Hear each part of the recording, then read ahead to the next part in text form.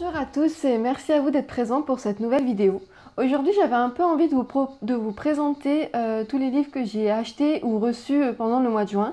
Donc voilà, comme vous voyez, il y a de quoi faire. Il y a des acquisitions en librairie chez Cultura, il y en a chez Emmaüs, il y a des découvertes en boîte à livres et il y a les réceptions de la part des éditeurs. Donc je vais commencer par ce que j'ai acheté chez Emmaüs. Donc voilà, il y en a une petite sélection, ils sont 7 ou 8. Je vais commencer par vous présenter Le mystère des crânes de cristal de Chris Morton et de Cyril Louise Thomas dans la collection Aventures secrètes de J'ai lu. Donc là, c'est un sujet d'ésotérisme, de spiritualité. J'ai jamais lu cette collection, donc voilà, je me suis dit que c'était l'occasion.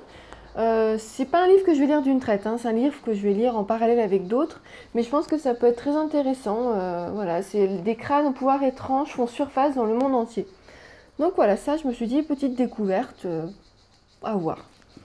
Ensuite, j'ai eu un peu de bol, je suis tombée sur un Henry Lovenbrook, Le Testament des siècles, donc polar historique.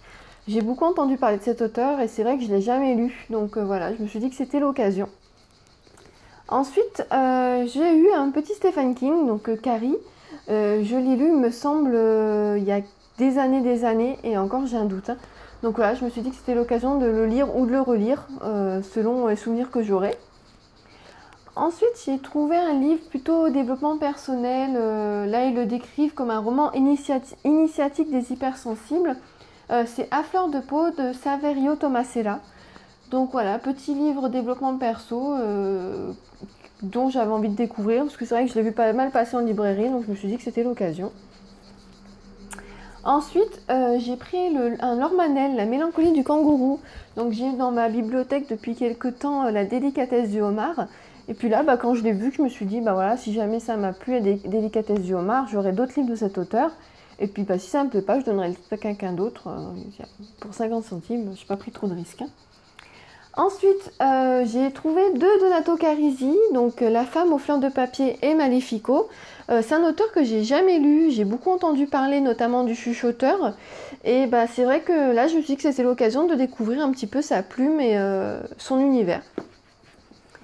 Ensuite, je suis partie sur un livre de science-fiction, Métro 2035 de Dimitri Glukovski. À savoir que je n'aime pas trop la science-fiction, la fantasy et le fantastique ça va, mais la science-fiction, tout ce qui est post-apocalyptique ou même space opéra, je suis pas très fan. Donc là je me suis dit ça me permettra peut-être de découvrir un univers que je ne pensais pas aimer. Donc voilà, il y a pas mal de pages, hein, il fait quand même plus de 500 pages, même 700 pages. Mais bon, voilà, je me dis que ça peut être une très belle découverte. Ensuite, j'ai trouvé le Bernard Lantéric, La nuit des enfants rois. Donc en fait, j'ai une petite anecdote avec ce livre, c'est que je suis libraire et j'étais en train de faire de la mise en rayon au rayon policier. Et donc j'étais avec une petite pile comme ça de livres en train de dispatcher. Et j'ai une cliente qui vient, qui me demande bonjour, quand j'étais jeune, j'ai lu un livre qui m'a beaucoup marqué, j'aimerais l'offrir à ma fille. Ça s'appelle La nuit des enfants rois. Et là, je la regarde, je lui fais il s'agit de ce livre? Et elle me dit oui. Et en fait, l'anecdote était tellement énorme et improbable parce que ce livre, ça faisait 2 ans que je suis dans le rayon, je ne l'avais jamais reçu, donc c'était vraiment une première réception, alors qu'il est ancien. Et je me suis dit, mais ce livre, il faut absolument que je le lise. Et là, du coup, j'ai eu du bol, je l'ai trouvé chez Emmaüs. Donc voilà, donc je me suis dit, il faudra que je le bouquine aussi. Apparemment, il est un peu dur, donc on verra ce que ça donne. Et après, j'ai pris un petit livre de cuisine sur des recettes végétariennes de la collection Simplissime. Donc à 2 € celui-ci, voilà, je me suis dit que ça pourrait être sympa pour de nouvelles idées recettes. Ensuite, je vais vous montrer mes achats en librairie. Donc j'ai eu tout d'abord ces deux-là en gratuit parce que j'avais pris 4 livres en format poche. Et en ce moment, il y a une opération en librairie pour 2 livres achetés en poche, vous en aviez un offert. Donc j'ai pris le Lisa Jewell, On se reverra, qui est un thriller.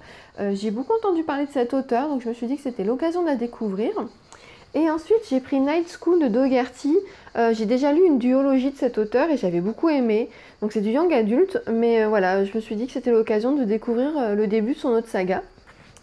Donc ensuite, j'ai pris le dernier Jenny Colgan qui est sorti en poche, Une rencontre au bord de l'eau.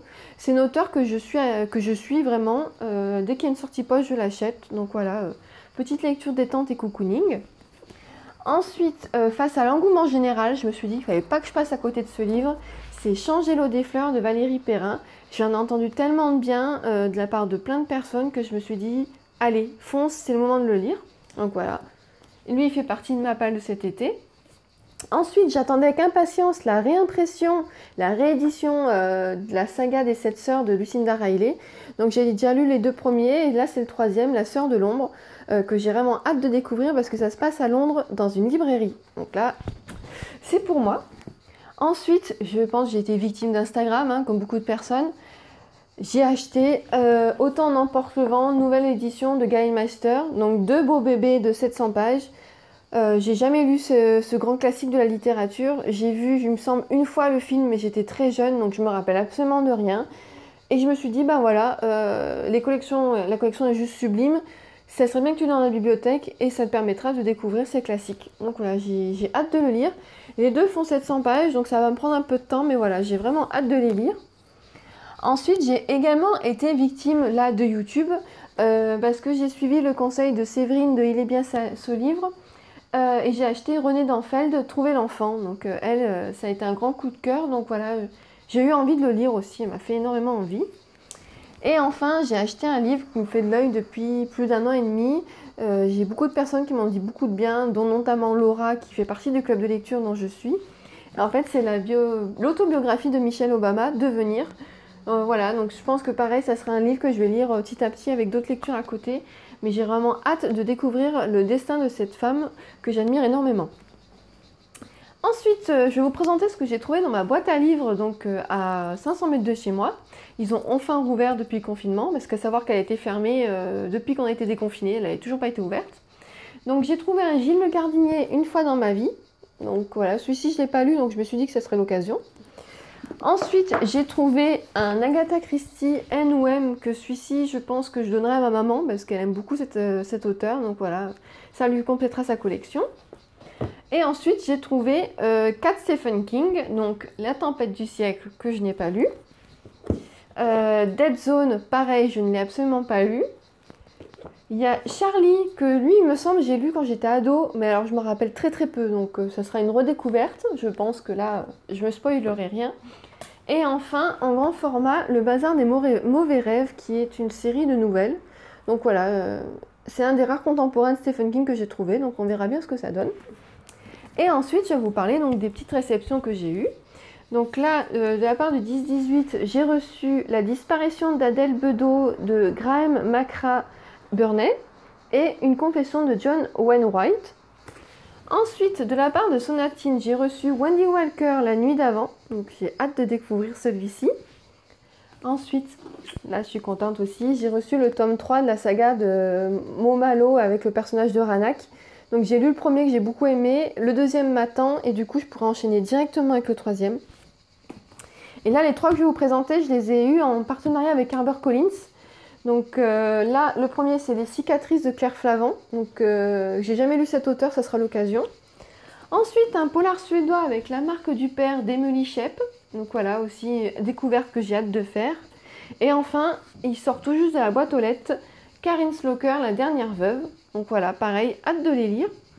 Et en plus de toutes ces belles choses, j'ai acheté aussi le supplément du 1 spécial polar, chaudement recommandé par Estelle de Petite Lectrice. Voilà, je vous remercie d'avoir été présente pour cette vidéo, je vous souhaite une très bonne journée et je vous dis à très bientôt pour de nouveaux achats.